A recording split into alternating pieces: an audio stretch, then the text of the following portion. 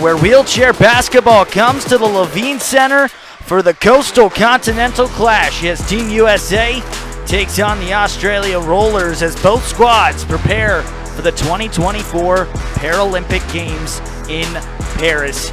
Nick Kloss here with you for this one. David Kiley, the 8-time Paralympic gold medalist over not just wheelchair basketball, multiple other sports as well. Gail Gang-Kalis as well, 2016 Paralympic gold medalist, team captain there as well. Guys, so happy to have you with us as we've got a great little friendly here in Charlotte.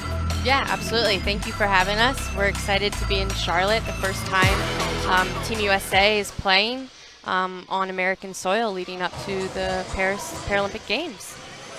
Yeah, I'm happy to be here. It's like deja vu. I had a very close relationship over my career with the Australian Basketball League and national teams, and here I am at the end of a very long career, and I'm seeing many new faces, and really excited about the USA and this match that we're going to see tonight. And some familiar faces as well, but we'll get into that a little later. And we got 4 games over the next 4 days between these two teams. Obviously, August is just around the corner. It's coming up quickly. You both have experience playing in the Paralympic Games. How important are these friendlies right now as these two teams are preparing for that top-level competition coming soon? Yeah, absolutely. This is an opportunity for the coaches to try different lineups, see what different lineups work in certain situations. So looking forward to it, and I think everybody's excited to get started. Yeah, and DK, for you, you have a lot of experience in the games and over the years. And we're going to sit tight really quick as the Australian national anthem plays here in Charlotte.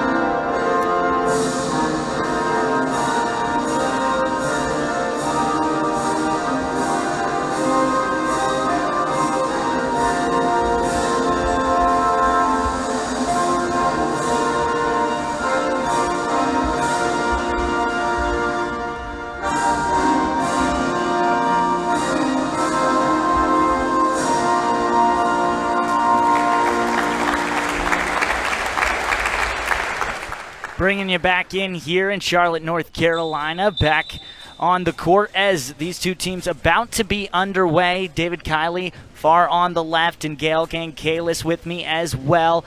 And we've already set up the matchup a little bit, but DK, about to ask you, you've been around wheelchair basketball for many years.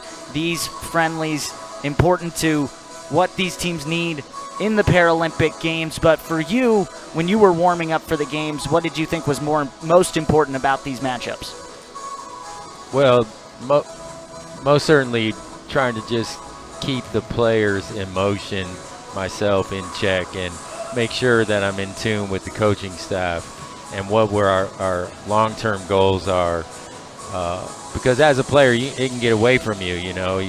Next thing you want to do is search and destroy, you know. And but in this case, you know, as Gail mentioned in the prelude, that it's a feel-out kind of time of feeling out both programs, but also feeling out so many different lineups, new faces. Certainly the U.S. has returning stars, but now they're fitting in some new talent. So it's an adjustment phase, you know. But bottom line, there's going to be a lot of contact. Aussies don't mess around, and it should be a formidable contest. Should be. And now we'll talk about Team USA. Gail, you were mentioning you've previously been a part of the selection of the team and been at a lot of the training camps and part of that whole process to make this team, so you have some familiarity. What about this Team USA team is different from the previous ones? Yeah, absolutely. Well, it's obviously the returning talent. You've got Steve Serio going for his 5th Paralympic Games, Brian Bell, who's, you know, a stud across, you know, for multiple years on Team USA. But then you have some young guns like AJ Fitzpatrick, his first Paralympic Games. And then you have, you know, Jeremy Meyer, who's also coming up for his first Paralympic Games. And just looking forward to that mesh between some old talent and guys that have been around the block, but as well as some fresh new faces. And 4 different players going to their first Paralympic Games. And the question for both of you, we'll start with DK. What's that like, playing in your first games, and do you remember that and, you know, the build-up to playing in your first Paralympic Games? Yeah, I was 20 years old in 1976 with my first Paralympic Games, and I was almost too young to really realize what was going on, you know, but once I got on the floor, my basketball genes just kind of took over, and I'm so proud to look back and know that in my first games we won a gold medal, and from there on I spent the next 3-4 decades with the national team. Yeah, my first Paralympic Games were in 2016. I was with the national team as an alternate for 2012 as well as 2008. So I'd been around a bunch of teams that were preparing, but it was my first games. That experience and that feeling probably had a little bit of a different experience than DK. He made it, you know, when he was 20. I was 23 years old and had been cut a couple different times. So finally getting over that hump and then being named captain is the best honor I've ever had in my life. And just looking, you know, that moment when you kind of walk into opening ceremonies, DK can kind of attest to it. You just get goosebumps. Being able to represent your country at the world's largest stage.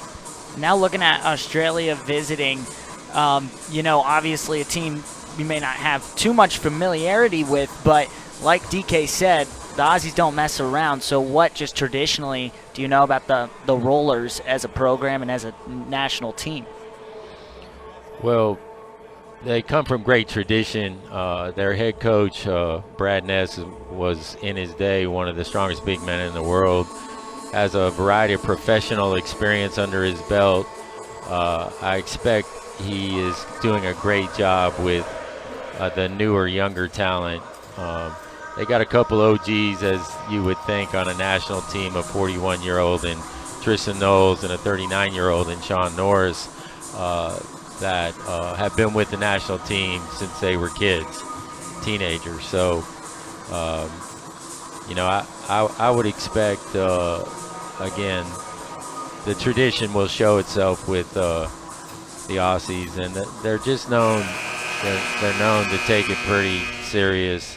They got a lot of fire, and so I would expect the U.S. to do well. But at the same time, we'll just see how these lineups go, Nick. And we'll take a look now at the Australia starting lineup. You just mentioned Tristan Knowles. He's going for his 6th Paralympic Games, a veteran on this Australia team, him as well as Sean Norris, and then added on from some young players. Tom O'Neill-Thorne there was one of the youngest player to play for Australia in a Paralympic Games. That is the starting 5. As Gail mentioned, there might be a lot of switching as it is a friendly, as we're about ready to get this underway.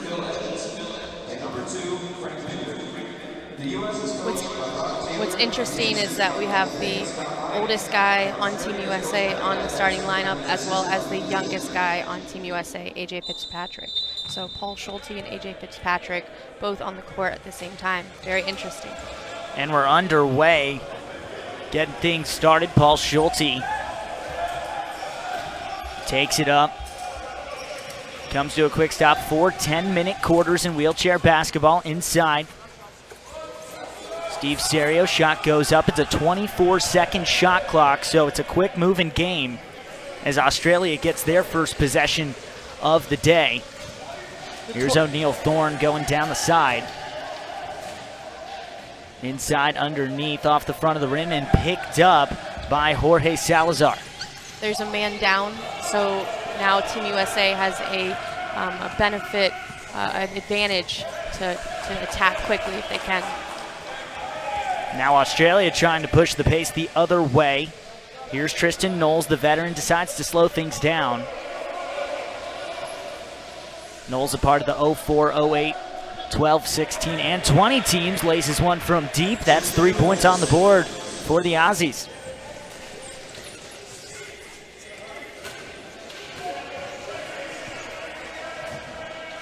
Serio outside, gives it to Schulte. Back up top, Salazar now underneath, outside once again. Good ball movement, Salazar gets the height, makes it a 3-2 game, USA down by 1. It's a unique thing about wheelchair basketball is because you're not unable to jump in your wheelchair. The height sometimes can, if they get into a position, it's hard to defend. Knowles off. Salazar collects the rebound, and how important, DK, is, that she just mentioned you can't jump, so how important is that reach, that wingspan in wheelchair basketball? Yeah, you have players that are sitting at maximum height to expose height. Our version of, Schulte getting the ball and taking it head on to the stanchion there. The tilting, when you see a player go up on 2 wheels, that's our version of jumping to a certain extent, because you can gain up to almost a hand's worth of height by tilting on 2 wheels. And it's a very athletic, common move now in the game at the highest levels. So a 3-2 game, 2 scoreless possessions as the pull-up from Steve Serio's good, makes it a 4-3 game. First lead of the night for Team USA. That's Steve's money spot right there. Likes the nice mid-range. Yep, absolutely. Here's Knowles. Out the outside, pulled up. Jaylen Brown now with it.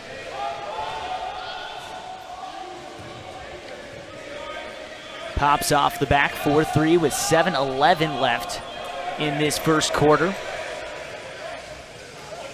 Serio with some speed, pulls into the middle, dunks it over the top, and the finish.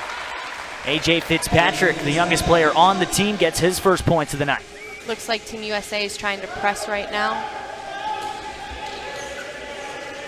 Get a second look there. Got a height advantage down below. Pass off the mark. The quick turnover. Good defense by John Boy, sticking with it even though he had a disadvantage in the height region.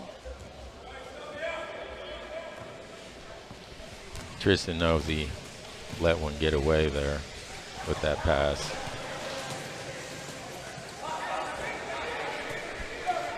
Salazar pulls up, hits the mid-range, now 8-3.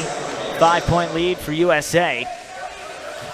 Sal is a professional player in Spain, played for the Wolfpack out of San Diego. He's our only military player, a Marine, and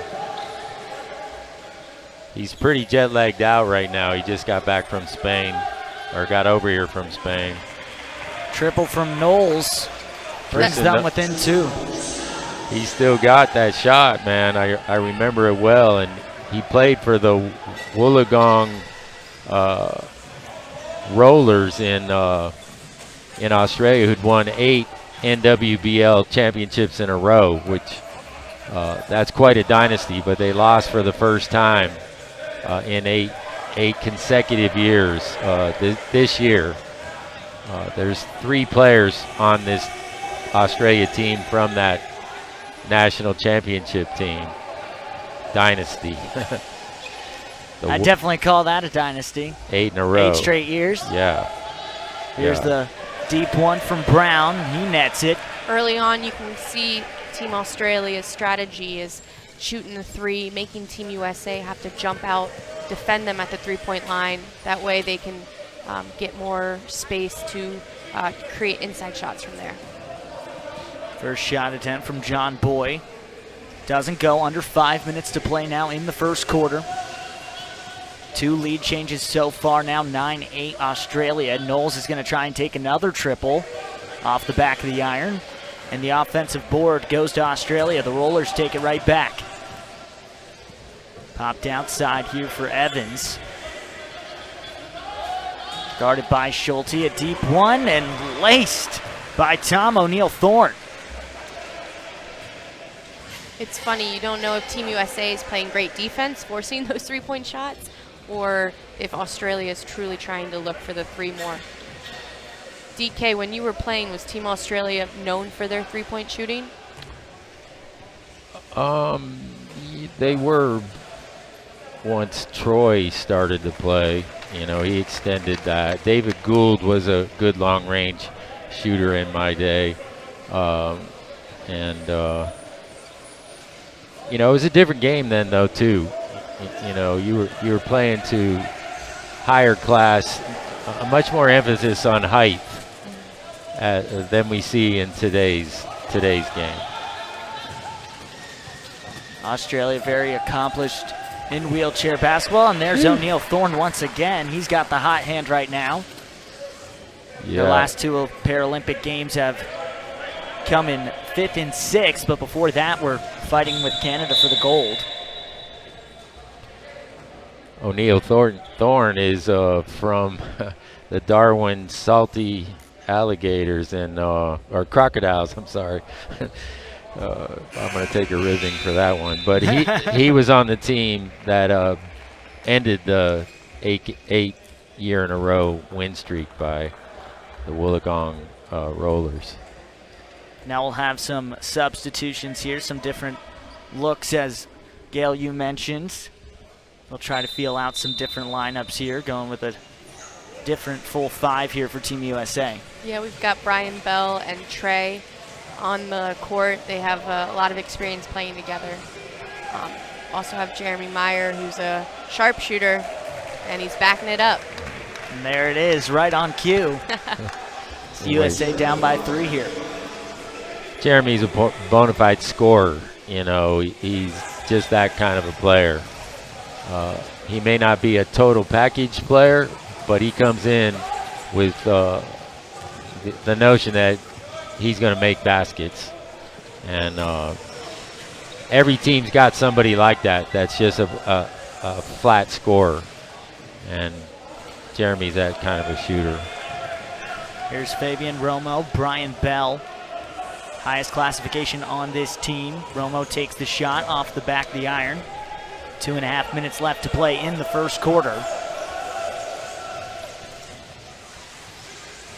The Rollers slow things down up top. And one.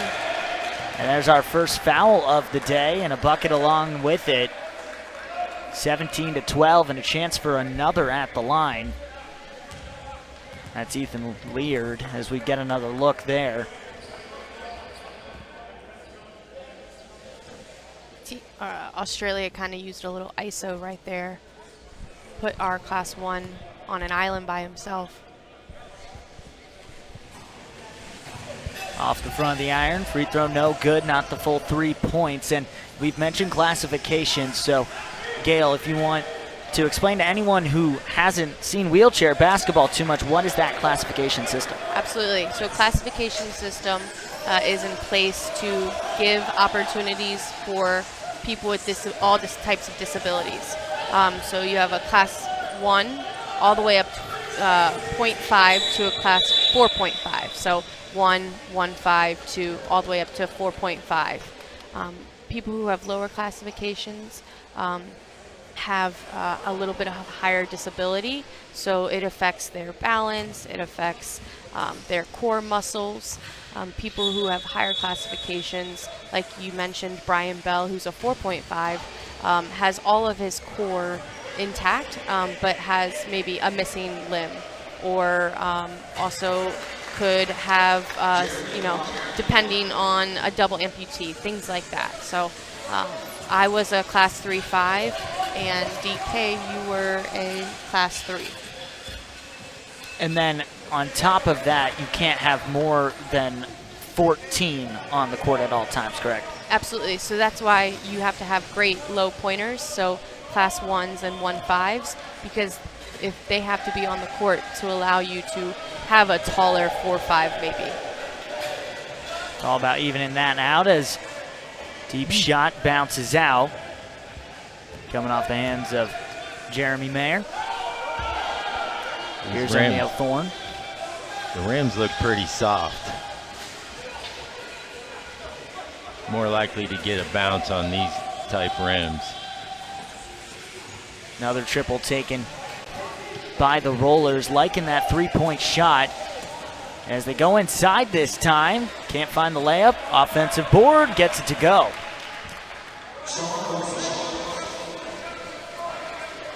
Sean Russell getting his first points of today's game.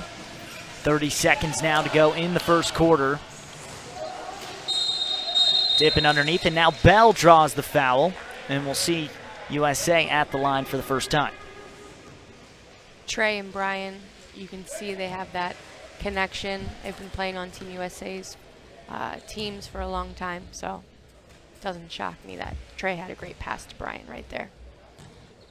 And for these teams, you know, we know it's not a full-time job, but how often are they meeting training for the men's national team? I would say most teams try and meet probably once a month as we're ramping up for the Paralympic Games. They had tryouts earlier this year. It's a two-part tryout, so they had an initial cut, and then the second tryout is when they named their final 12.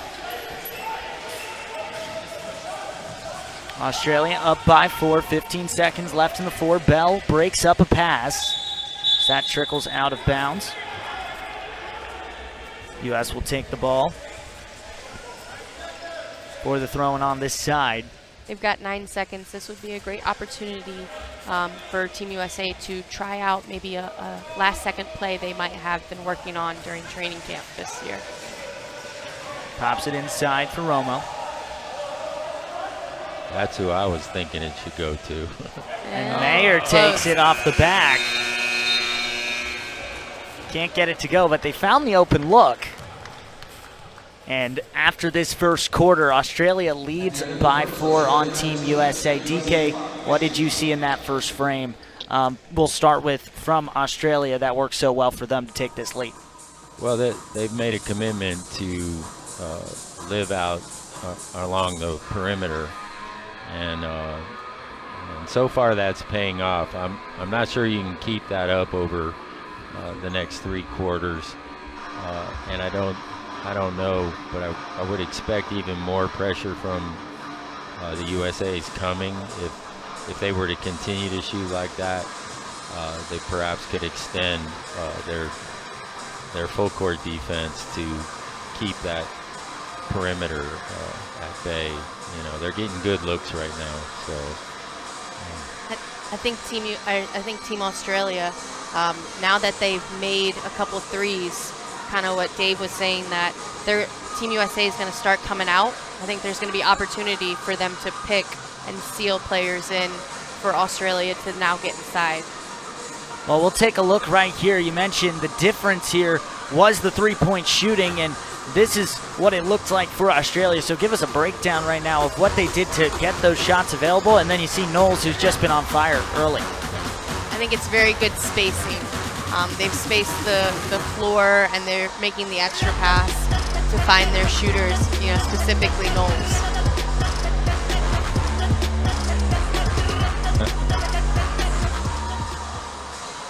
that's a really good start from outside for them. I just don't think they can sustain it for 4 quarters against this U.S. team. But hats off to their start. And our guys are still, you can tell that these mixed match of lineups, the chemistry is still evolving, and to a certain extent, a little bit of a struggle in that first quarter. I'd like to see Team USA start working on a little bit more speed, trying to push the tempo a little bit to create some open looks for Brian Bell, for Trey in transition. So now getting ready to start the second quarter here, as you just got to look at the coaching staff for Team USA, led by their head coach, Rob Taylor. Been coaching wheelchair basketball for over 20 years now, at the helm of this Team USA team as they head to Paris for the Paralympics in August. Rob is also the coach at Auburn University, so knows these players well, knows the game well, was an assistant coach for a very long time for Team USA, so well-deserved. And Sean Norris misses the net, another player for Australia looking for his 6th Paralympic Games. DK was right. Maybe they can't hold up this three-point shooting. Yeah. Sean came straight off the bench. It looked like he was still a little tight before he took that shot. So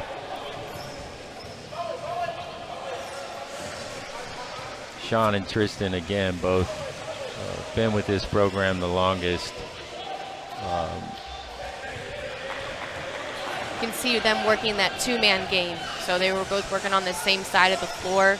Sean was picking and diving for Knowles and kind of gave him a wide open look there. And you're seeing it here. Tristan Knowles, maybe one of the older guys on the court, still has the shot, as we're already seeing today, leading Australia in points right now as he goes down, pops right back up, 21-17. Australia leading. Tristan looks really fit for 41 years old, you know. Bell underneath, taps it off the glass, makes it 21-19, down by 2. It's now Sean Norris. 2 of our guys out. Gets the ahead pass, Mayer.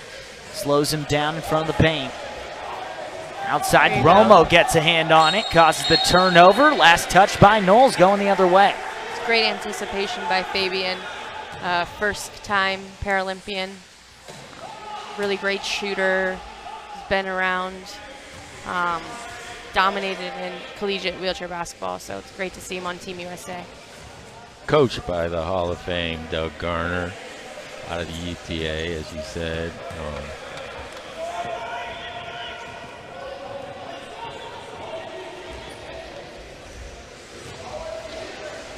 Here's Ethan Leard.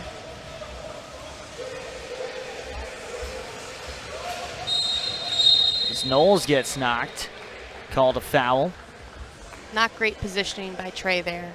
Showed the front of his chair, which makes you the skinniest part of your chair, makes you super skinny. So Tristan was able to take advantage.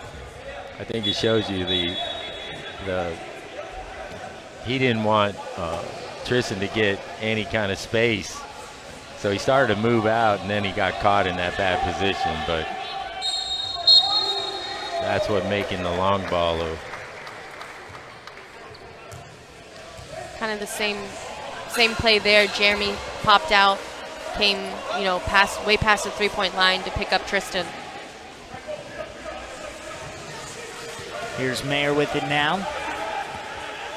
Received it from Jordan on the throw-in. Romo now. Back on the other side. Mayer, we've already seen, has a good mid-range, stripped by Knowles. Put that ball down in front, tried to swing it in front of a veteran. Not really going to happen. Norris pops it right in for Leard. He lays it up and in, makes it 23-19.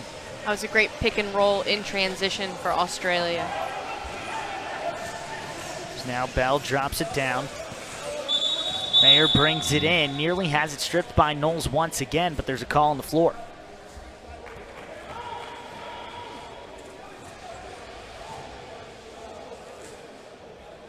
U.S. will keep it on the baseline.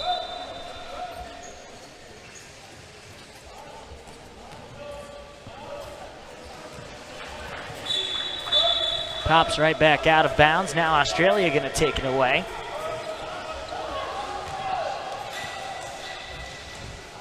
.7:14 now in the second. Leard running the point here for the Rollers, led by their head coach, Brad Ness. You can see Australia wants to slow down the pace. Team USA, one of their strengths is their speed. So if they can slow down their pace, get shots, and not have that many transition fast breaks, that I think is what Team Australia would want. Romo with a great feed inside for Bell. Can't get the finish. USA trailing by 4. Knowles is going to take another triple. And it looks like a foul inside the paint. Going against Australia and Sean Norris. Substitutions coming in for Team USA. We'll see Steve Serio come right back in. Jorge Salazar checking in as well. Jake Williams there. Now mixing a little bit of that starting 5 with that second 5 that came in for the U.S. Salazar takes the mid-range, drops another bucket. Team USA now has, two great shooters, Jake Williams and Jeremy Meyer on the court. It'll be interesting to see how that opens up Jorge Salazar and Steve Serio inside. You mentioned earlier Salazar lost his legs in Afghanistan, a Bronze Star recipient for valor, as well as a Purple Heart recipient. Now switching over to wheelchair basketball and having a lot of success on Team USA. It's wonderful to see. Our military division has grown in the U.S. Male and females both are getting great opportunities to play. And to have Sal rise out of the military division is, I think, really an inspiration to many of the people that he's served with and or gone to battle with on the court. And the sport of wheelchair basketball was started for veterans, by veterans. So it's great to have Salazar, be a beacon for our sport. Also a unique story in the sense of he was kind of discovered later in life as an older guy trying to make out Team USA. worked really hard and finally kept getting the recognition that he definitely deserves. His growth has been dramatic. Leard lays another one in for Australia, makes it 28-23. Salazar really only gaining international attention with Team USA, starting with 2018, the IWBF America's Cup gold medal in 2022 and 2018. As Bell receives it inside. Excuse me, that's Trayvon Jennifer with the layup. Misses off the side. Still a 5-point lead for Australia. Popel passes for Knowles. Seeing if Leard has the open space. The mid-range from the elbow, just off the mark from Tom McHugh. That was an example of Trayvon Jennifer tilting to rise up to try to block that shot on a much taller player. Now Mayer takes one from just inside 3-point range, off the mark again. I would have liked to see Team USA take advantage of their numbers there, have a number advantage, settled for an outside shot instead of a layup. Knowles pokes it back outside to the top of the key. Almost 4 minutes left. Popel's going to take a deep one, off the mark. Williams. Hand off for Mayer. So they do a give and go, give it right back. Knowles on him. Mid-range shot off the back of the iron. Looks like we have an equipment timeout.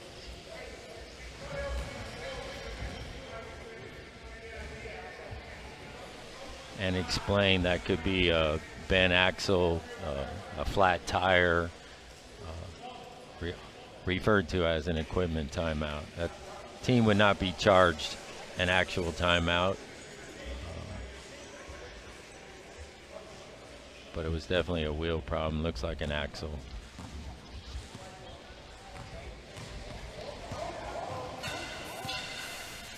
Knowles, we've mentioned many times, a veteran who's represented Australia for over 2 decades now. Still leading them, even in his 40s. As we've seen today, pass inside Salazar as Team USA now on the offensive. Williams takes the mid-range off the front, great offensive board. Salazar gets hit on the hand, going against McHugh, and he should shoot 2. They're getting good open looks for Jake Williams. He's a great outside shooter. Seems like he's just trying to get warmed up. Williams, a 2-time Paralympian, 2016 and 2020. Getting gold in both those Paralympic games. Team USA known as the best defensive team in the world, and Australia known as one of the top defensive teams as well. As Knoll takes it on the missed free throw. Still 28-23. Here's Knowles with a wide open 3. Just off, but the U.S. a little lucky there, leaving him wide open.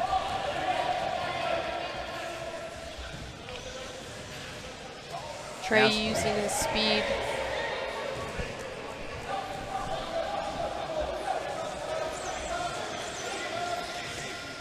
Seeing Australia do what they've done, slow things down, dish out to Popel for the 3, and it works again.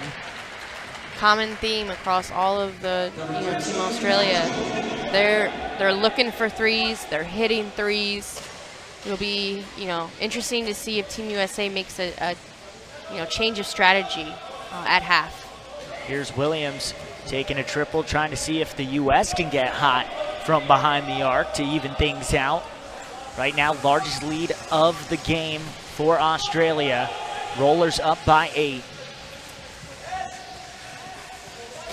Knowles to the far side for Popel. Good ball movement from the Rollers. Now Leard takes the 3.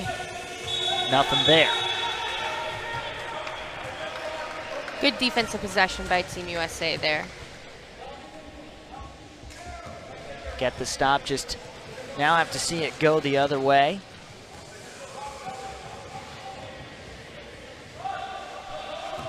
Jeremy Mayer passes over for Williams. Serio now in the middle. Williams, another shot attempt. This one goes. That drought for Team USA finally ends, makes it 31-25. You can see Steve Serio is most comfortable when he's facilitating for others. There's always comes a time and place where he needs to step up and make a couple shots, but I feel like he feels most comfortable when he's creating for others. Knowles guarded by Williams. Now Mayer switch on. Popel in the paint. Fading back from the basket.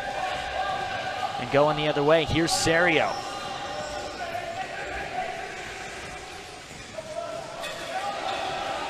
Moves into the middle. Down low for Salazar. Kisses the glass and in. Another great pass by Steve. Steve Serio, number 11 in the red, white, and blue, a four-time Paralympian, starting in 2008, played at University of Illinois. Gail, your alma mater. Go Illini. Illinois has a great program, a storied program. Many of Paralympians have come out of the University of Illinois, both wheelchair racing, wheelchair track, as well as wheelchair basketball. So great adaptive athletics program. And now Knowles takes an advantage of the numbers as U.S. was behind the play. 40 seconds left. Serio moving quickly over half court. Here's Williams. Mayer open for the mid-range. He knocks it down.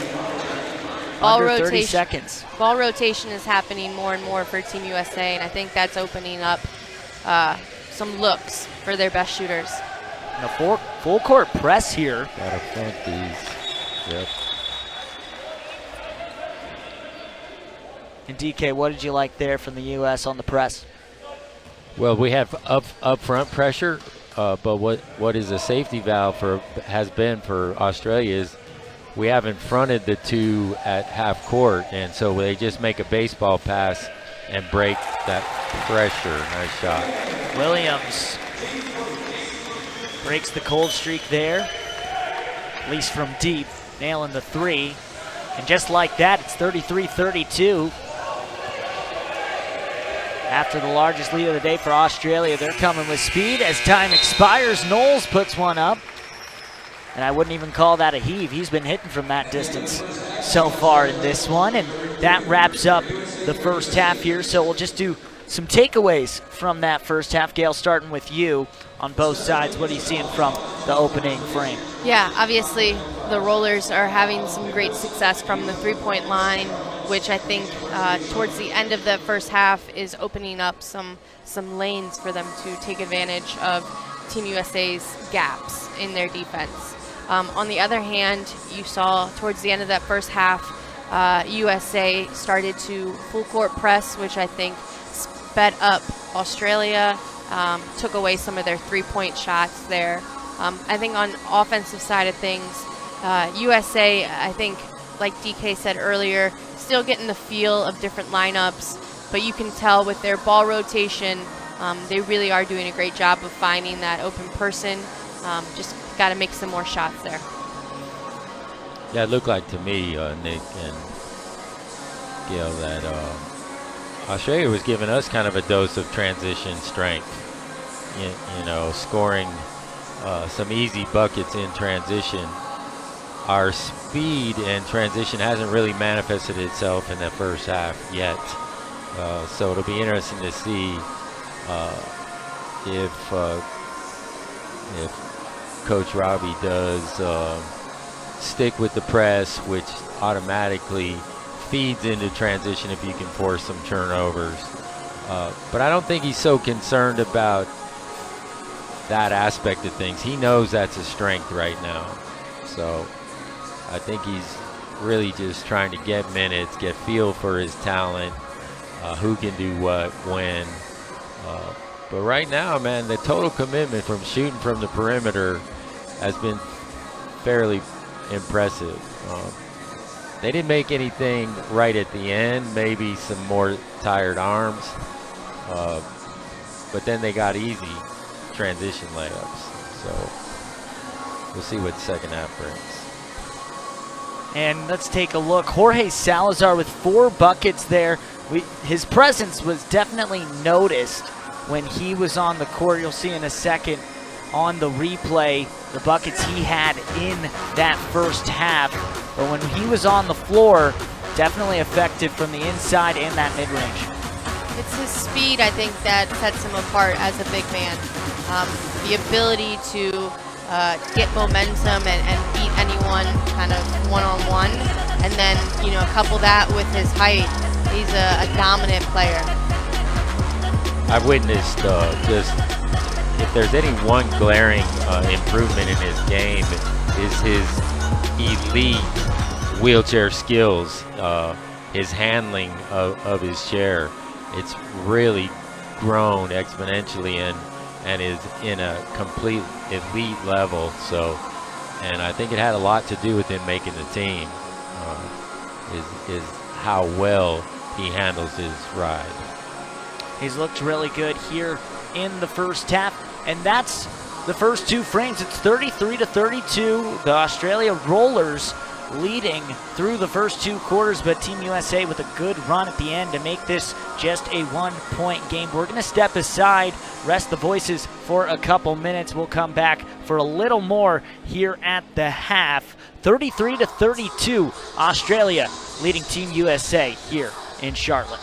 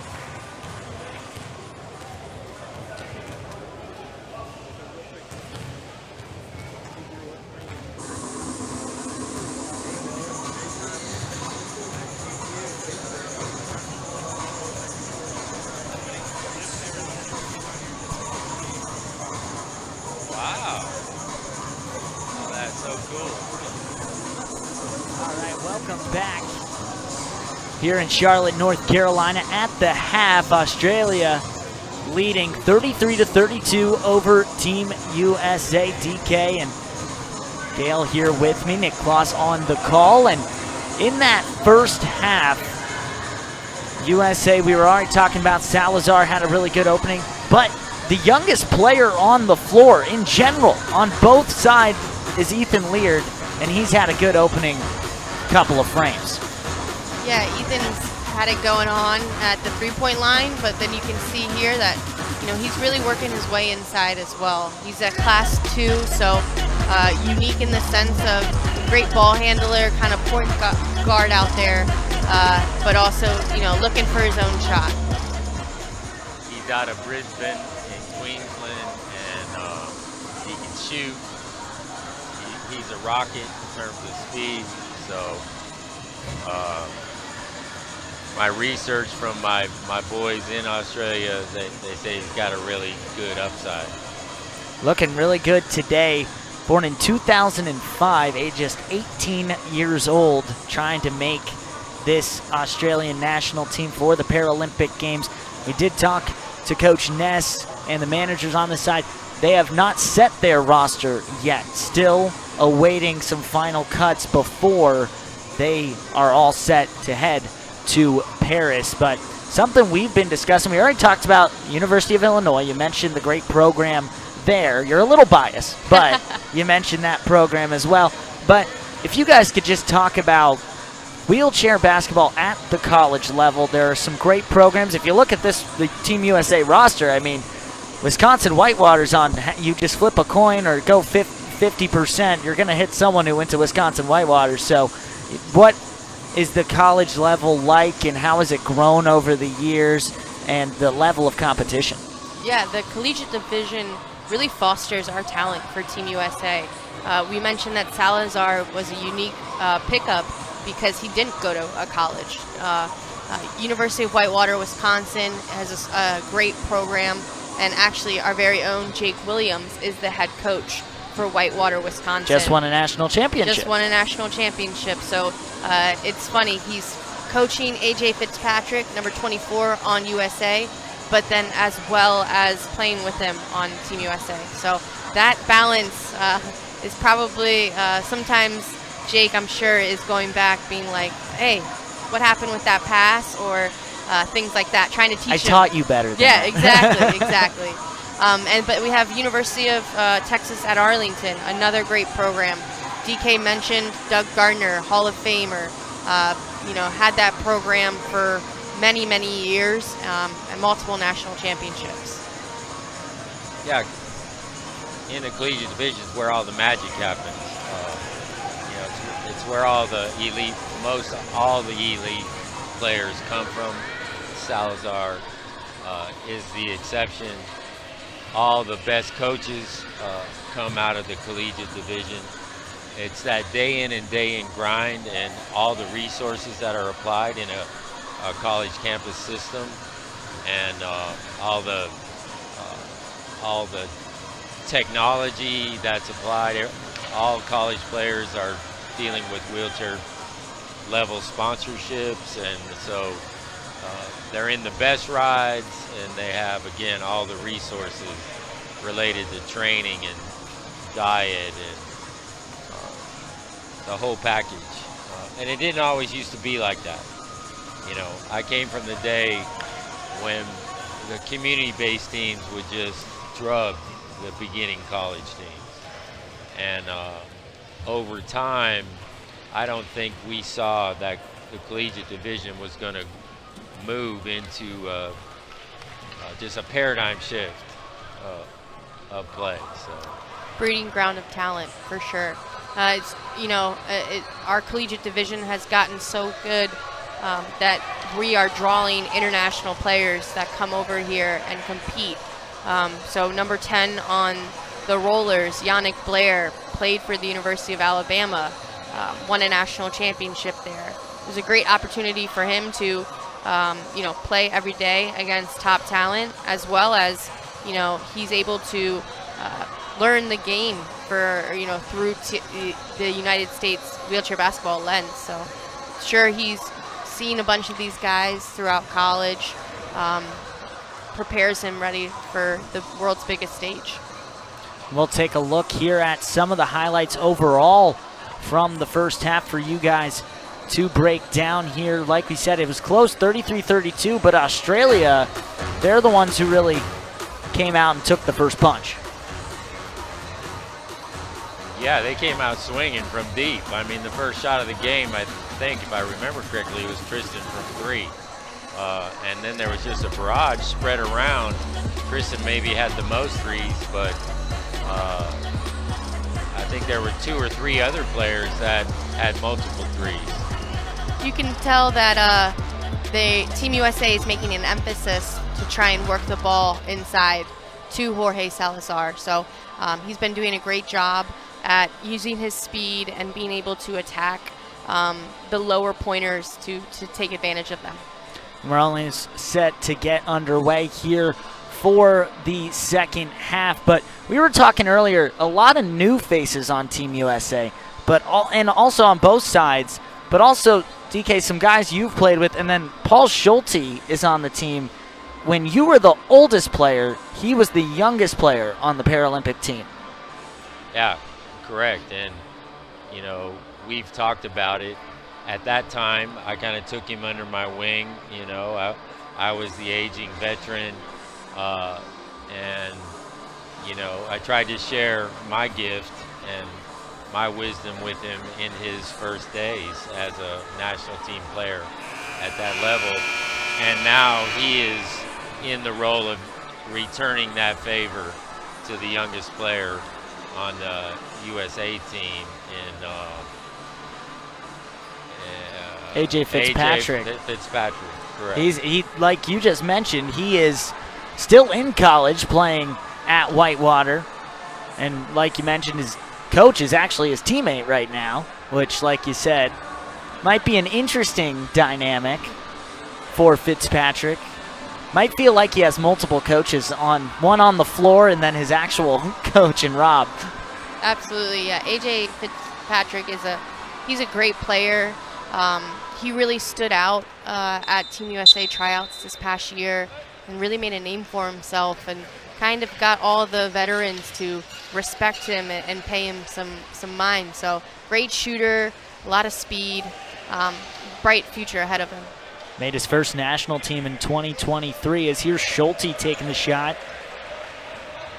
I think Paul Schulte made his first national team before AJ Fitzpatrick was even alive. If it gives you some context there. That is true. Fitzpatrick was born in 2004. 1995 was the first. Well, 1997 was his first international experience in the U23 World Championship, getting a silver medal there. As here's Bell to the other side. Fitzpatrick, pump fake, decides to throw it up top. You can see the start of the second half, Team Australia is coming out really strong, being really aggressive on USA's chairs. So Australia hopped on their early lead, now up by 3. Here's O'Neal Thorne, who had a good opening half, making a couple from beyond the arc. Knowles is the leading scorer off the back of the iron. Rob, the Team USA coach, probably, told his fellas at halftime to jump that three-point line, make it difficult for them. So you can see them extending their defense out. Jennifer gets it to Bell. Shot clock at 5. Bell gives it to Jennifer for the mid-range. He laces one to bring it back within 1.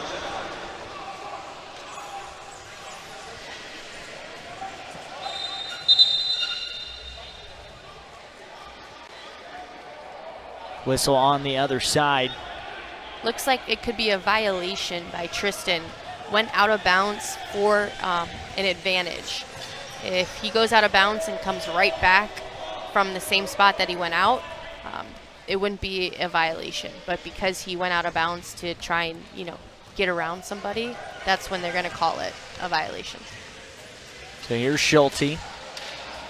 The veteran tries to go over top and a foul called. U.S. will take it from the baseline. Interesting call from the far outside official when there's an official right there.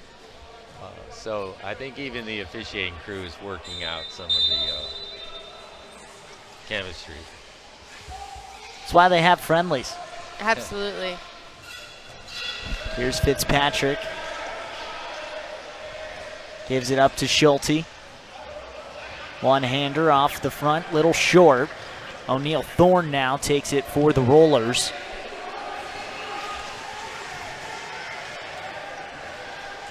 Brown from the top takes the three. Brown missed that shot, but Tristan did a really great job of cutting to the basket to open Brown up for a three-point look. Gave him some space. Now Brown kicks it out. O'Neal Thorne, who's been good from deep. Little short there on the other side. Still a 1-point game as Schulte pushes the pace the other way. You've got a numbers advantage for Team USA. Great extra pass by Brian there. Outside for Fitzpatrick again. He has space for the mid-range, just a little off the mark.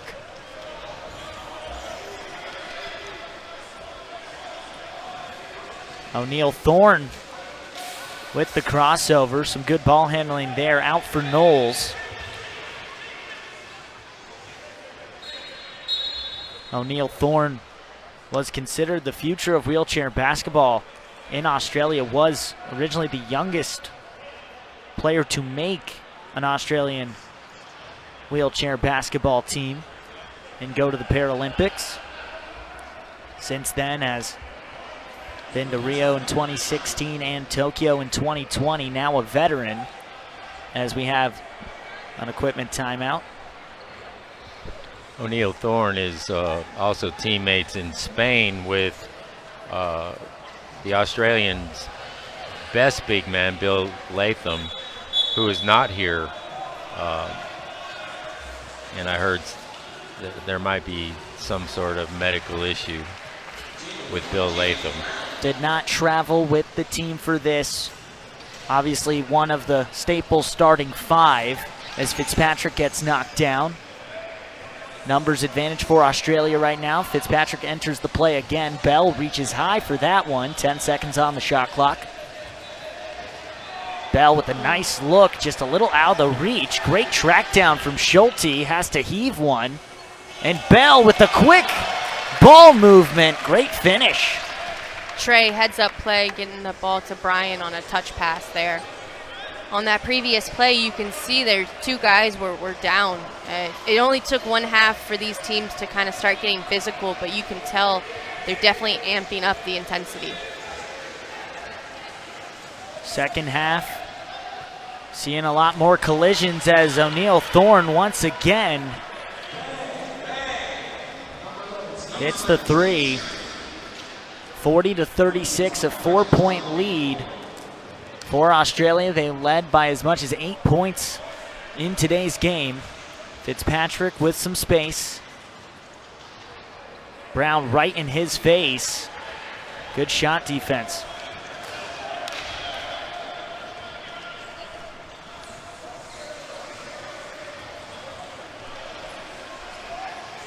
Here's Thorne again. Said earlier before the game, being selected to that 2016 team was the biggest honor he's had in his career as he drops in another bucket. And now pushing the pace, Bell with a nice pass, Schulte the finish.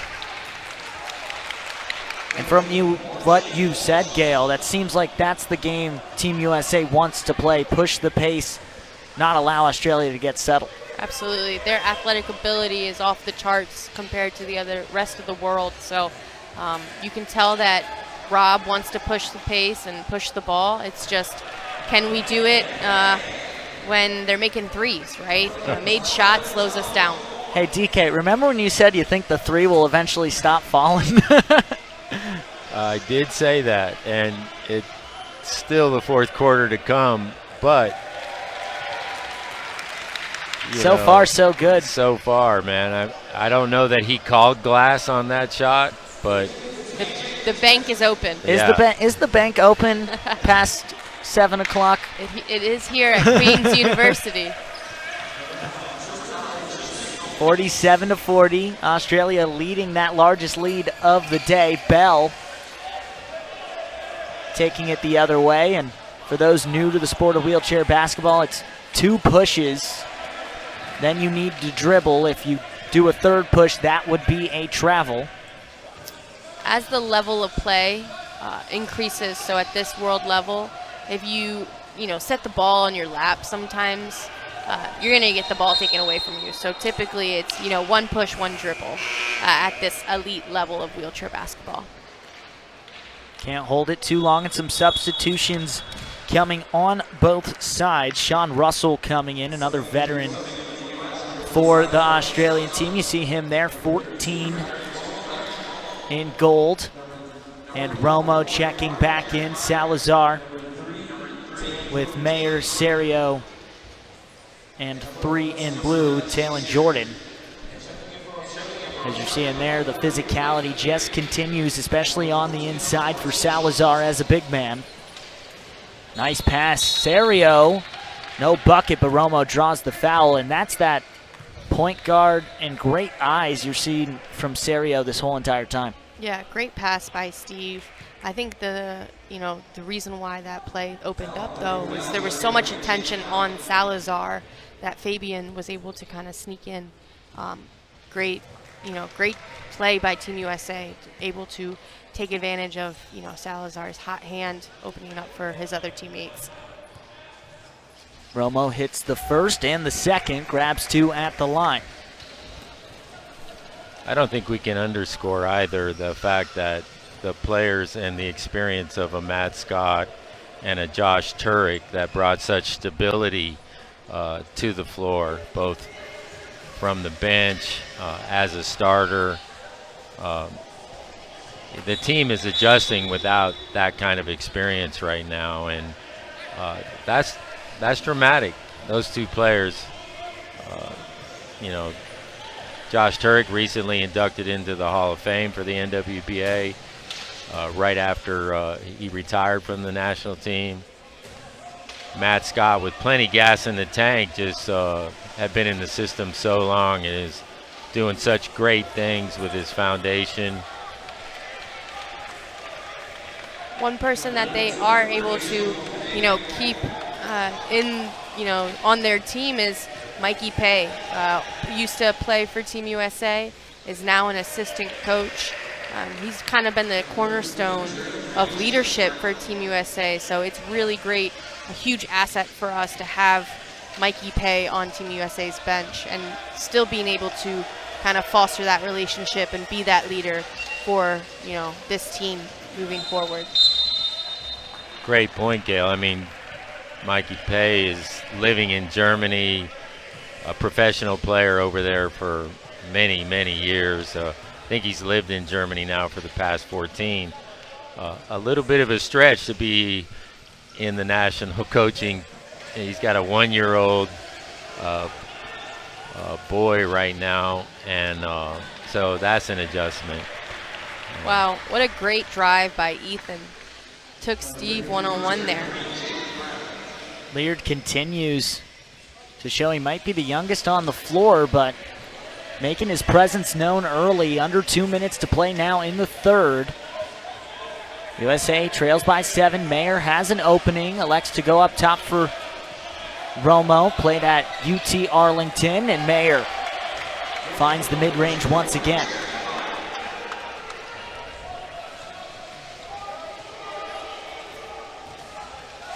With that kind of space, he'll shoot that 10 times out of 10. Probably make 9 of them. Yeah. And here's Leard going to try his shot from deep. Picked up, going the other way. Romo, a 2017 national champion at UT Arlington. So we got a whistle at the center of the court. Throw in for Team USA.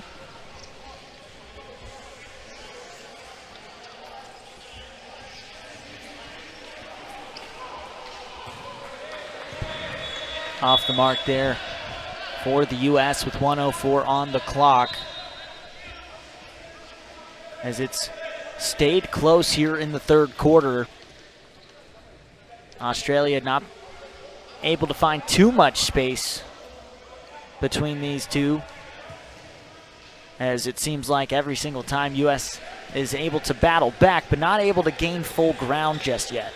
Yeah, I think USA, DK kind of mentioned it. They're still trying to, feel out their different lineups.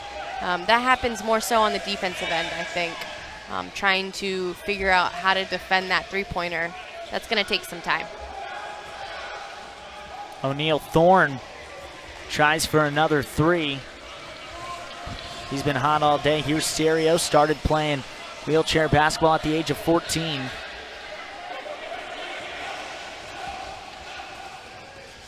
Going underneath, here's Romo with another bucket.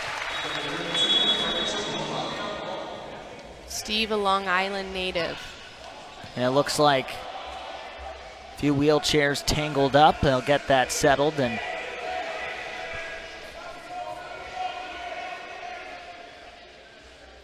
I think by 16 he was playing and starting for the adult team. Absolutely.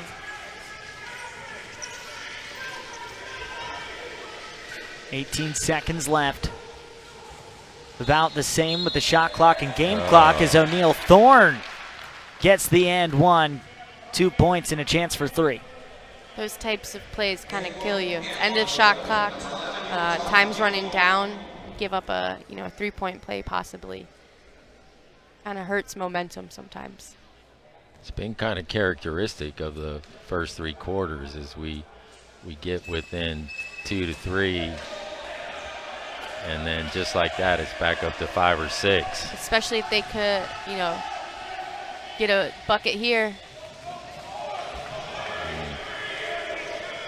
Romo's gonna have to take a shot, gets it off in time, hits the half court. Oh, Lord. Now it's a 2-point game at the end of the third quarter. And Gail, you said if they can get a bucket right there, and that's momentum for Team USA going into the fourth. Absolutely. Talk about a momentum swing. Right there, almost, that's Steph Curry range in the Curry Arena. A little bit of a flashback of Paul Schulte in 2000, hitting a shot in the last seconds from maybe 30 feet out to win the bronze on a buzzer beater. And of course, this is a friendly, not anywhere close to a medal winning walk-off, and that was against Great Britain. And my boys across the pond, if you're listening, yeah, it did happen that way. Make sure they know. So 53-51 here at the end of the third quarter. Just one more 10-minute quarter to play. You guys were just talking about it at the end of the third, but DK, you mentioned it last. It seemed like Australia was getting it to 6, 7, 8. U.S. would pull it to 5 or 4, but could not get over that hump. Well, right now, they're down by 2. They have them right where they want them. Now left is the fourth quarter, trying to get over that hump. No, exactly. And I think it's how you come out of this quarter, how you start, and take some of this momentum away from the Australians, because they're bringing it, and it seems for three quarters they've been in a little better sync, and thus why they've been in the lead for the entire game. And you can note that they have stuck with mainly the same lineup for most of this game, whereas the U.S. has really run 10 deep. Absolutely, yeah. Tristan has pretty much played most of the game, and he's obviously the leading scorer now. DK and I both know these may be called friendly games, but when it comes to the fourth quarter and it's a 2-point game, there's nothing friendly about it. They'll definitely bring the intensity, I think, in this fourth quarter. Looking forward to a fun finish here. Everyone on the floor is a competitor at heart, doesn't like to lose, so we got a 2-point game, and like Gail just said, could have a great finish here as the putback. That's 2 plays in a row, the end of the third quarter and the beginning of the fourth quarter of offensive rebounds for Australia. I wonder if that's going to be a point of emphasis for Brad and his team. Pass inside from Serio gets taken away by Jalen Brown. Ethan Leard decides to slow things down, as has been the game plan for the Rollers all night long. Here's Leard trying to find the angle. Well defended. Outside now Knowles has it. Brown has to heave it at the end of the shot clock off the mark. Mayer can come up with the rebound.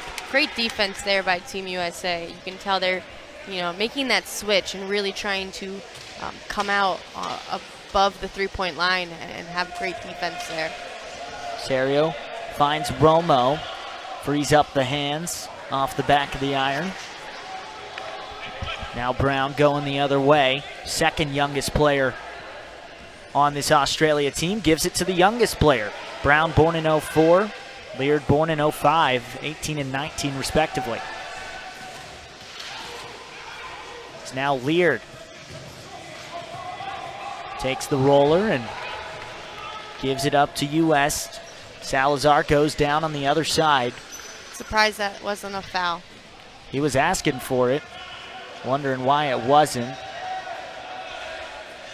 As now Romo takes the deep one and in and out.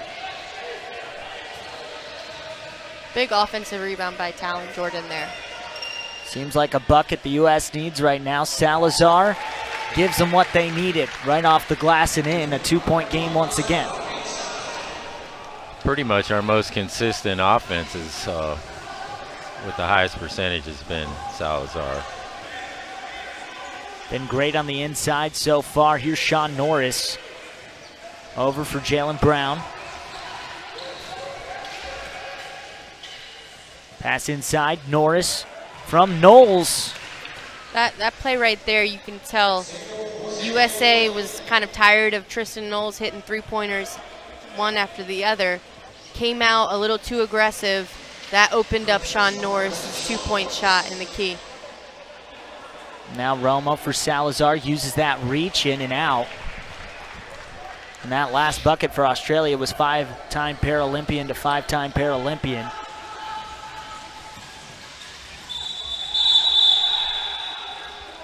And there's a foul, looks like off ball. Another call from the referee across court.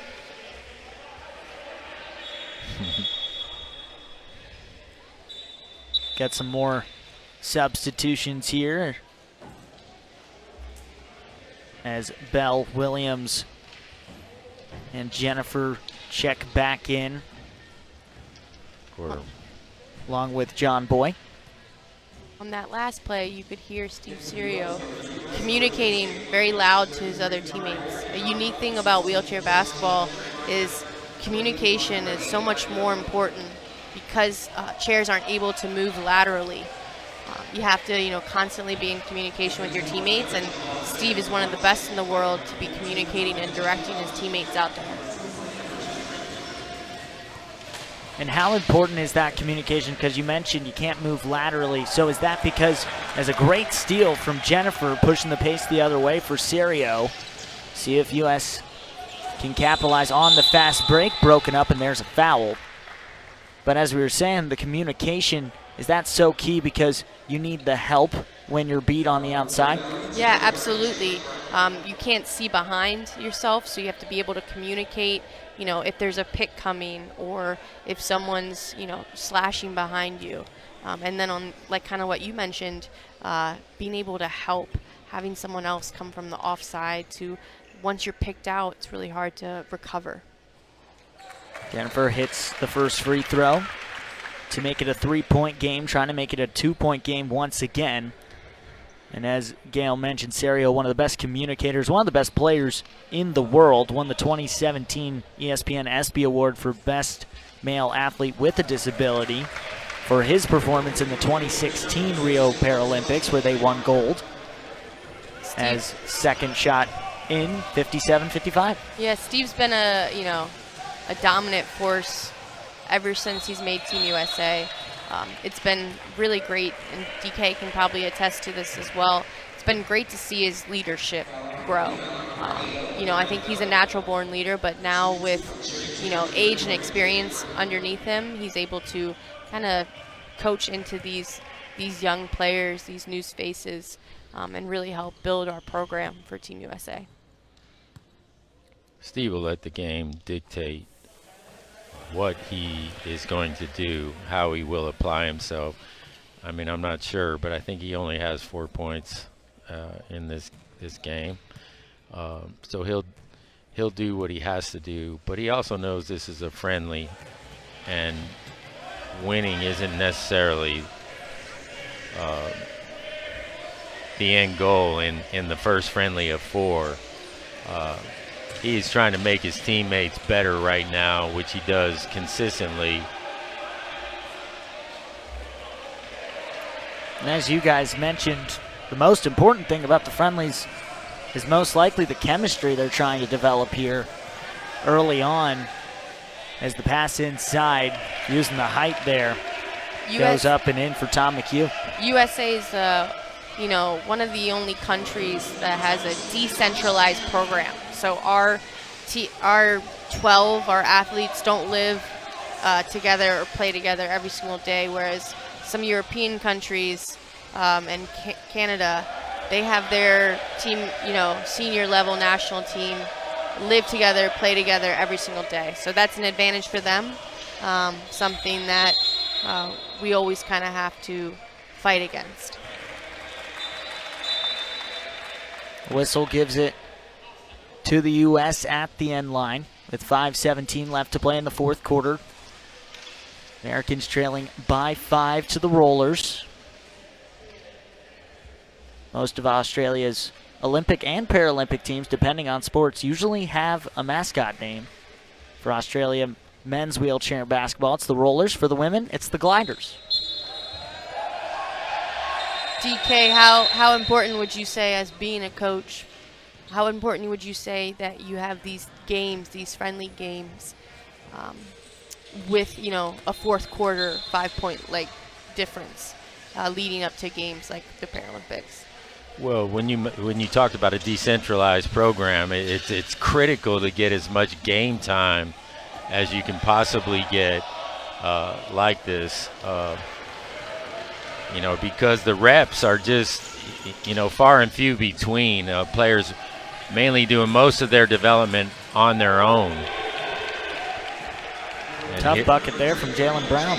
Here we go again. Now we're back up to 7. And if we're going to do damage, you would think it would be with Tristan Knowles on the bench right now. Tristan has definitely been the motor for 3 quarters, 3.5. This was the 2020 Team USA starting lineup, so these guys do have a lot of chemistry with each other. It'll be interesting to see if they can pick up where they left off in 2020. Got Williams, Jennifer, Serio, Bell, and Boy all in together, but right now Australia just can't seem to miss a shot. Yeah. Not great defense on USA. Didn't kind of left John Boy out on an island there. Didn't communicate, like we mentioned, that a pick was coming. Inside for Jennifer, outside for Williams again. Serio's going to take the shot off the back iron and out. 7-point game as frustrations mount for the U.S.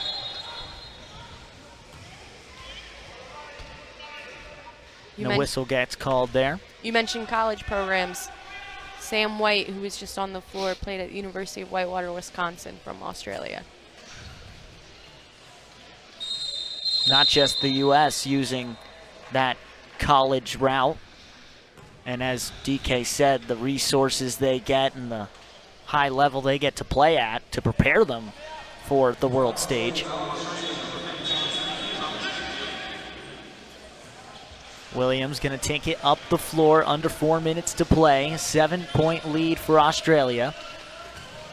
It's off the front, just a little shy. Serio with a big offensive board, and the pass inside. Sets the shot. Off once again. He's gone cold. Williams, nice pass to Jennifer. The layup doesn't go.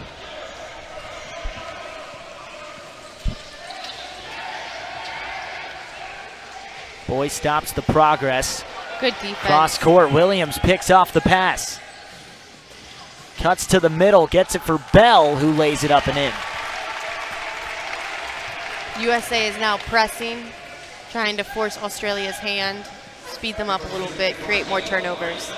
Norris turns on a dime. There's another look at that steal from Williams to get the U.S. down by 5 now.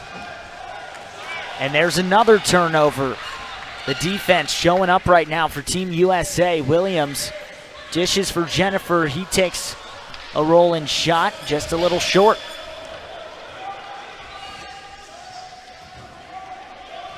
It's interesting to see Tristan still on the bench. Wonder if he will come in, or Brad Ness, Australia's coach, wants to see some young guys and how they handle the pressure of a late game, close game.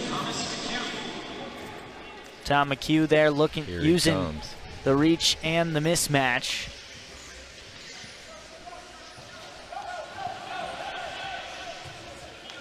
Does it look like Knowles might be checking back in as Bell gets it underneath, and he adds on another 2.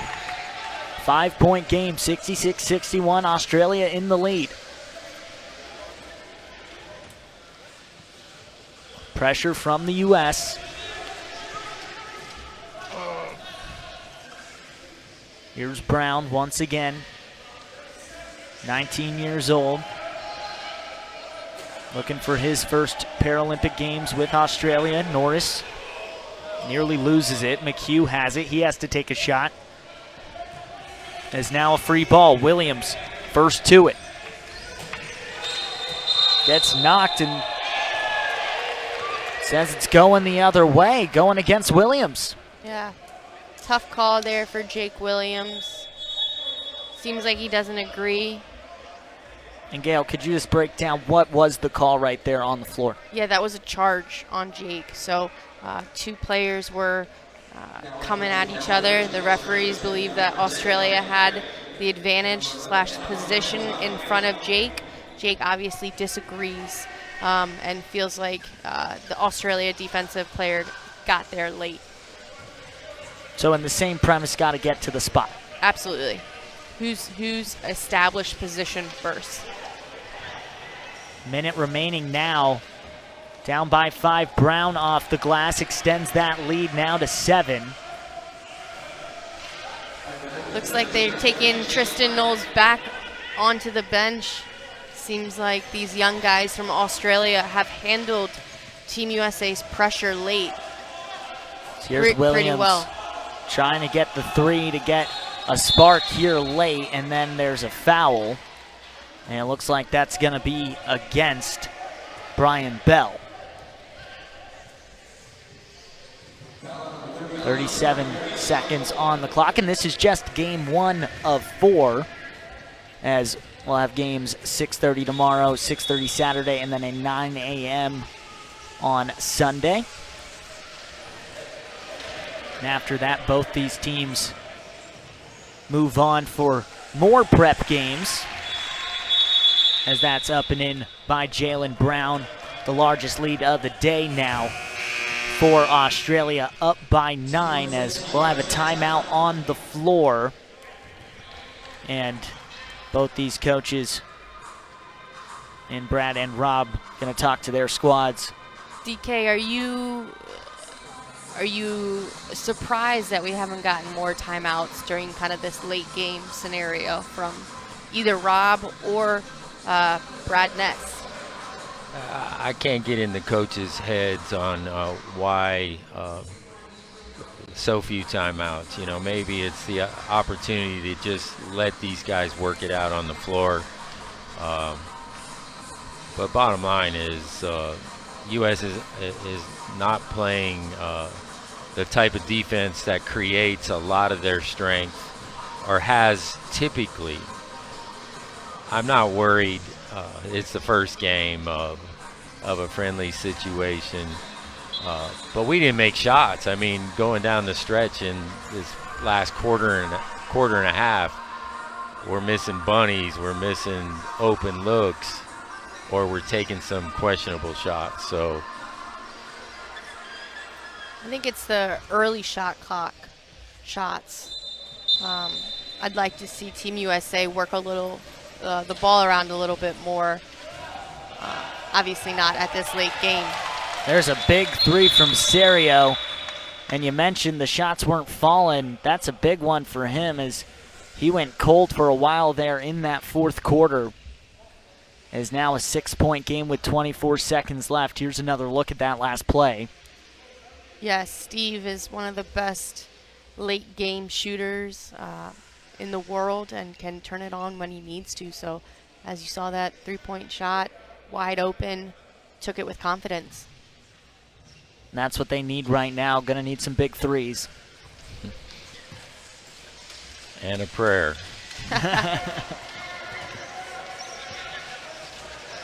Brown goes Great down. defense. There's the steal and contact from O'Neal Thorne. And the ball.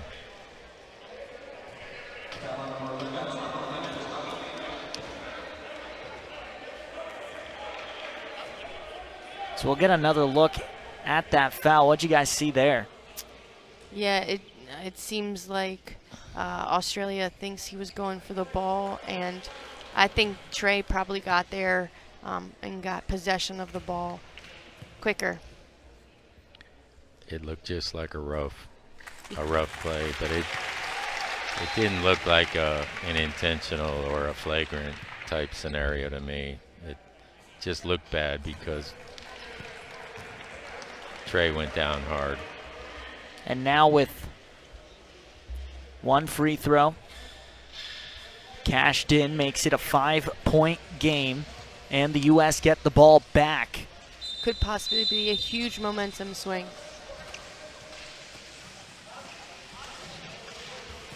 Williams dishes inside. Bell has to take the shot. He's fouled, and he'll have a chance for two. Stopping the clock is doing the U.S. a favor. Ryan did a very smart play there. Took what was given instead of having to look for a 3-point shot. Short there on the first one. After this, Team USA has a training camp at the end of June. Then they'll head to Spain for some friendlies. Two uncharacteristic misses by Brian Bell. Could be, kind of the game changer right there. There's the intentional foul from Team USA to stop the clock. With 10 seconds remaining here in the fourth. But after Team USA stops in Spain, they'll head then to Paris in August. Get there a little bit before the Paralympic Games.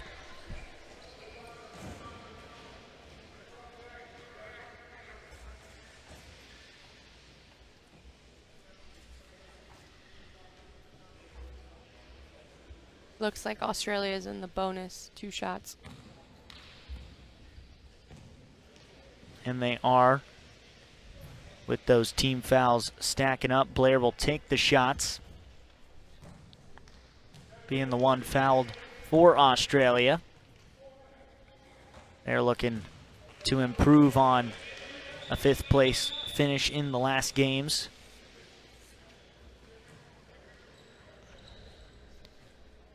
The Rollers had some dominance in the early 2000s, and so it's great to see them back, being strong contentions to medal in Paris.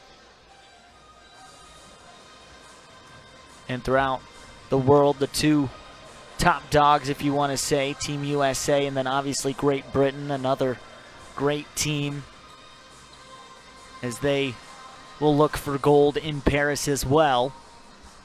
And Team USA trying to make history as the first team to three-peat gold medals in the Paralympics for wheelchair basketball.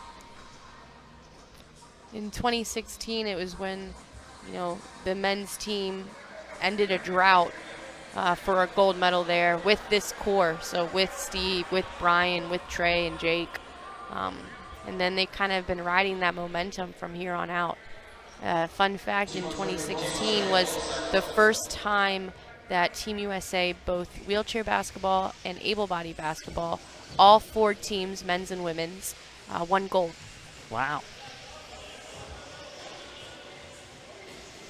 Dominance in basketball as the clock winds down, and O'Neal Thorne's just going to hold it, and that'll be the first of 4 friendlies here in Charlotte, North Carolina. Australia takes this one 70-65, and just before we wrap up here, we've already heard a lot of your guys' takes throughout this one. It is a friendly, so like you said, no time to hit the panic button right now. There's 3 more friendlies, and they even go to training camp in Spain after this, so a lot of fine-tuning to be done. But what did you guys see in this matchup first from Team USA? DK, we'll start with you.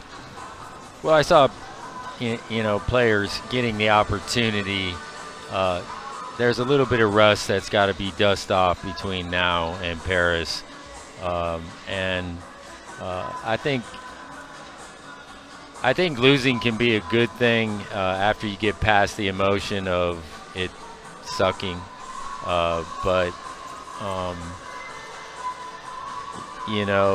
This is only going to light a fire and bring more attention and focus from both the staff and the players. Their lineup should be able to handle this level of play better. So I think they'll get better from today to Sunday. Yeah, you can see Australia's emphasis on the three-point shot. I would say that was the difference maker at this game, and so it'll be interesting to see what Team USA does in the next 3 games to kind of defend that, or if this is something that other countries are going to take a look at to see how they can really put some pressure on the defending gold medalists in USA. But kind of what DK said, I don't think there's a panic button over there on Team USA's bench. I also think that the different lineups will start meshing towards the end of this weekend, and this is a great learning experience for them, but excited for the next couple of days and to see really how this intensifies. And these 2 teams have to see each other for 3 more games, so I imagine the intensity will only rise as they see each other over the next couple days. But that was game 1 here at the Coastal Continental Clash between Australia and Team USA. Australia takes it 70-65. For DK, David Kiley, and Gail Kalis, I'm Nick Kloss saying so long. Thanks to our wonderful crew here in Charlotte, and thank you for tuning in. Have a great rest of your day.